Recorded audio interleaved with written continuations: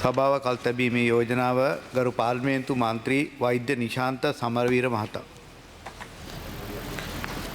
ගරු කතානායකතුමනි, පොදු ව්‍යාපාර පිළිබඳ කාරක සභාව වෙත ඉදිරිපත් කෙරෙන විගණන වාර්තා පරීක්ෂා කිරීමේදීත් ඊට අදාළ පාර්ශවයන් කැඳවා කරුණු විමසීමේදීත් විවිධ මට්ටමේ දූෂණ සහ වංචා සහගත ක්‍රියාවන් රැසක් අනාවරණය වී තිබේ. එසේම කිරිගවයන් ආනයනය කිරීමේ තුන්වෙනි අදියරෙහි දෙවැනි පියවර යටතේ කිරිගවයන් 15000ක් ආනයනය කිරීම සඳහා අත්තිකාරම් ලබා දීම පිළිබඳව විශේෂ විගණන වාර්තාවෙන්ද එවැනිම කරුණු අනාවරණය වේ. මෙම තත්ත්වය තවදුරටත් ඇති නොවීමටත් සමාජයේ වඩා සුපිළිපන් එකක් බවට පත් කිරීමටත් පාර්ලිමේන්තුව නියෝජනය කරන සියලුම මන්ත්‍රීවරුන්ට වගකීමක් තිබේ.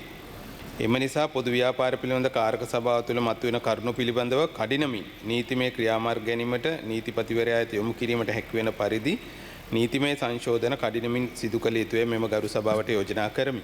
ඒ යෝජනාව සම්බන්ධව යම් කෙටි කරුණු පැහැදිලි කිරීමක් මම මේ අවස්ථාවේම එකතු කරනවා යෝජනාව සම්මත කරන්න සහ ඉදිරි කටයුතු වලට පහසු වෙන්න.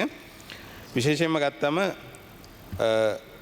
මේ සාකච්ඡාවට ප්‍රවේශයක් විදියට ගත්තොත් සාකච්ඡාවට ප්‍රධාන කරුණු දෙකක් අපි ඉදිරිපත් කරනවා. එකක් තමයි කිරිගවයන් ආනයනය කිරීමේ ව්‍යාපෘතියේ තුන්වෙනි අදියරේ දෙවැනි පියවර යටතේ කිරිගවයන් 15000ක් ආනයනය කිරීම සඳහා අත්තිකාරම් ලබා දීම පිළිබඳව විශේෂ විගණන වාර්තාවත් ඒ වගේම මැණික් හා ස්වර්ණාභරණ අධිකාරියේ 20 Honorable member, you have 18 minutes. You have 18 minutes. Oh. For the debate, you have 18 minutes. Yes. Okay, thank you. මැණික් හා ස්වර්ණාභරණ අධිකාරියේ 2022 2023 වර්ෂවල විගණන වාර්තා සහ 2024 වර්ෂයට අදාළ වර්තමාන කාර්ය සාධනය පදනම් කරගෙන පොදු ව්‍යාපාර කාරක සභාව විසින් සිදු කරන ලද විමර්ශනයේදී ලබා දෙන ලද නිර්දේශ ඇතුළත් වාර්තාව අද මේ විවාදයට එකතු කරනවා. විශේෂයෙන්ම ගත්තම මෙම කිරිගවයන් ආනයනය කිරීමේ ව්‍යාපෘතියේ පළවෙනි අදියර දෙවැනි අදියර යටතේ කිරිගවයන් 4500ක් පමණ ආනයනය කළා තිබුණා. ඒ කටයුතු කළා තිබුණේ ඕස්ට්‍රේලියාවේ වෙලාඩ් රූරල් එක්ස්පෝර්ට් ප්‍රයිවට් ලිමිටඩ් කියන ආයතනය හරහා. ඒකේ තුන්වෙනි අදියර යටතේ පියවරයන් දෙකකදී කිරිගවයන් 20000ක් ආනයනය කිරීම සඳහා 2014 වර්ෂයේ ඉඳලා කටයුතු සම්පාදනය වෙලා තිබුණා. ඒකේ පළවෙනි පියවර යටතේ කිරිගවයන් 5018ක ප්‍රමාණයක් 2017 වර්ෂයේ අවසාන වෙනකොට ආනයනය කළා තිබුණා. ඒ වගේම එහි ඉදිරි පියවරක් විදියට තවත් කිරිගවයන් 15000ක් ආනයනය කිරීමේ කටයුතු විදියට තමයි මේක ආරම්භ වෙලා තිබුණේ. නමුත් මේ විශේෂයෙන්ම මේ තුන්වෙනි අදියරේ පළවෙනි පියවරේදී සිදුවෙච්ච විවිධ ගැටලු අලාභයන් හඳුනාගෙන ඒ සඳහා නිරීක්ෂණ හා තත්ත්වයන් නිවැරදි කර ගැනීම සඳහා නිර්දේශයන් ලබා දී තිබියදී ඒ පිළිබඳව නොසලකා මේ තුන්වෙනි අදියරේ දෙවැනි පියවර යටතේ කිරිගවයන් ආනයනය කරන්න කටයුතු කිරීම නිසාම සිදුවෙච්ච ගැටලු ගණනාවක් මේ විගණන වාර්තාවෙන් පැහැදිලිව පෙන්වලා දීලා තියෙනවා. විශේෂයෙන් මේ අදියරට ප්‍රසම්පාදනයක් කරගන්න නැතුව වසර 10කටත් වැඩි කාලයකට කලින් ප්‍රසම්පාදනය කළා ඒ හඳුනාගෙන ඒ ආනයනය කිරීම සඳහා යොදාගතපු ඒ සමාගමම කිසිදු ප්‍රසම්පාදන ක්‍රියාවලියකින් තොරව මේ තුන්වෙනි අදියරේ දෙවැනි පියවර සඳහා යොදා ගැනීමම ගැටලු සහගත කරුණු ප්‍රමාණයක් මතු කරලා තියෙනවා. කොහොමුණත් සැලසුම සකස් කරලා තිබුණේ 2018 දී කිරිගවයන් 2500ක් 2019 වර්ෂයේදී කිරිගවයන් 7500ක් 2020 වර්ෂයේදී කිරිගවයන් 5000ක් වෙන්න ආනයනය කරන්න තමයි ඔය තුන්වෙනි අදියරේ දෙවැනි පියවරට කිරිගවයන් 15000 සඳහා තීරණය කළ තිබ්බේ. නමුත් මේ ආනයනය කරන්න අදාළ මුදල් ගෙවීමේදී අපි ගත්තම මේ 2018 දීම මේ කිරිගවයන් අදියර 3කින් වර්ෂ 3කදී ආනයනය කරන්න සැලසුම් කළා තිබුණට මේ සඳහා සමස්ත වියදම් විදියට ගණනය කළා තිබුණා ඇමරිකන් එක්සත් ජනපද ඩොලර් ලක්ෂ 80කට වැඩි මුදලක්. ඒ මුදලින් 20%ක් වෙච්ච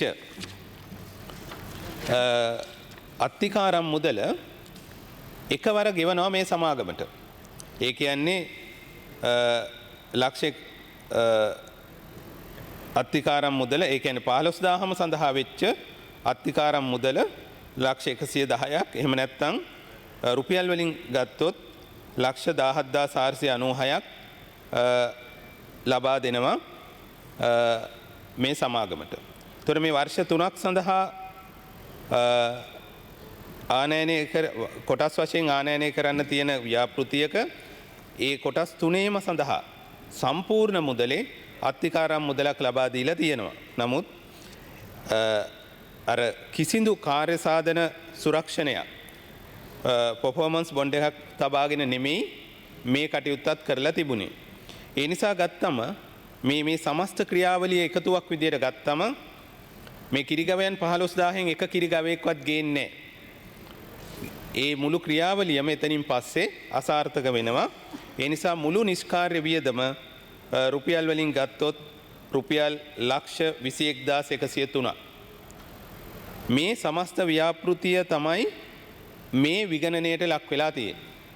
ඒක ඇතුලේ මෙතෙන් තියෙන අකාර්යක්ෂමතාවයන්, මේ ක්‍රියාවලියේ තියෙන හිතාමතා කරන ලද වංචාවන්, ඒ වගේම මේ ක්‍රියාවලිය රටේ තියෙන මූලික අවශ්‍යතාවයක් වෙච්ච මේ කිරි නිෂ්පාදනය කිරි ජනතාවට අවශ්‍ය කිරි ආහාර ලබා දීම කියන අවශ්‍යතාවය මිස්යූස් කරපු හැටි අපිට මේ විගණන වාර්තාවෙන් හෙළිදරව් වෙනවා. ඒක නිසා අපි විශේෂයෙන්ම හිතුවා අද දවසේ ඒ සාකච්ඡාව ගන්න ඕන කියලා.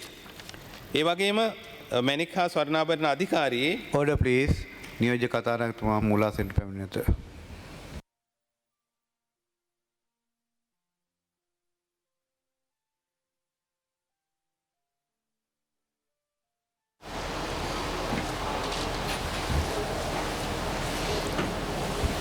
Honorable member, you may continue, please.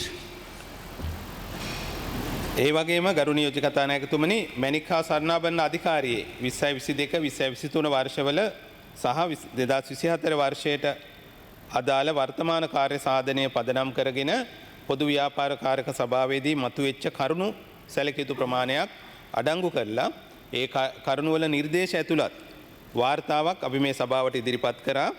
ඒ වාර්තාවෙන් මේ කාර්යාංශය අධිකාරිය සතුව තියෙන සංයුක්ත සැලැස්ම සහ ක්‍රියාකාරී සැලැස්ම සම්බන්ධව ඒ වගේම ආයතනයේ කාර්ය මණ්ඩලයේ සම්බන්ධ විවිධ ගැටලු මේ අධිකාරිය පිහිටුවීම සඳහා 1993 අංක 50 දරන ඒ පනත නැවත සංශෝධනය කිරීම සඳහා අවශ්‍ය කරුණු ප්‍රමාණයක් ඒ වගේම මේ මැණික් කර්මාන්තය නියාමනය කිරීම හා බලපත්‍ර නිකුත් කිරීම සම්බන්ධ ගැටලු මැණික් ආනයනය හා අපනයනය ඒ වගේම මේ අපනයනයේදී අය කරන ගාස්තුව සම්බන්ධව මතුවලා තිබුණු ගැටලු ඒ වගේම රත්රන් ආනයනය සම්බන්ධ ඒ ක්‍රියාවලිය සම්බන්ධ ගැටලු ඒ වගේම මැණික් තක්සේරු ක්‍රියාවලිය සම්බන්ධ ගැටලු ඇතුළත් මේ කරුණු ගණනාවක් අපි මේ පොදු ව්‍යාපාර කාරක සභාව තුළ ඒ විමර්ශනයට ලක් කරා.